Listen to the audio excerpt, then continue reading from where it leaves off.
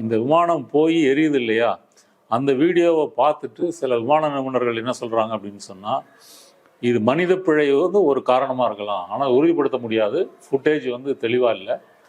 அந்த விமானம் வந்து டேக் ஆஃப் ஆன பிறகு வந்து குறிப்பிட்ட உயரம் எடுக்கிறதுக்கான அந்த லிஃப்ட் வந்து அவங்களுக்கு வந்து கிடைக்கல. அந்த பிரச்சனையினால அதில் ஏதோ அவங்க தவறு பண்ணியிருக்கிறாங்க, அதனாலேயும் விபத்து நடந்திருக்கலாம். அடுத்தது வந்து இயந்திர கோளாறு. 2 என்ஜின் இருக்குது, 2 என்ஜினில் ஒரு என்ஜின் போனால் கூட ஒரு என்ஜினை வச்சு லேண்டிங் பண்ணிடலாம். 2 என்ஜினும் வந்து பழுதானால் ஒன்றும் பண்ண முடியாது. இதற்கான சாத்தியமும் வந்து குறைவு தான், விசாரணைக்கு பிறகு தான் நமக்கு தெரிய வரும். அடுத்தது வந்து அகமதாபாத்தில் வந்து இந்த இது நடக்கும்போது வந்து 40 டிகிரி செல்சியஸ் வெப்பநிலை வந்து இருந்திருக்கு. அந்த ஹீட்டில் வந்து இந்த 100 டன் இந்த எரிபொருள் போய் சேர்ந்து வெடிக்கும்போது வந்து இன்னும் பிரம்மாண்டமாக அந்த விபத்தை வந்து மாற்றி இருக்கிறது.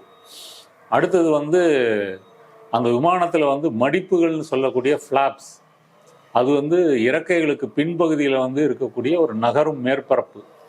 இதுதான் விமானத்தை வந்து உயரத்தை தூக்குறதுக்கு வந்து அப்புறம் எதிர்ப்பு விசைக்கு பயன்படுத்துறதுக்கு வந்து பயன்படுத்தப்படுது.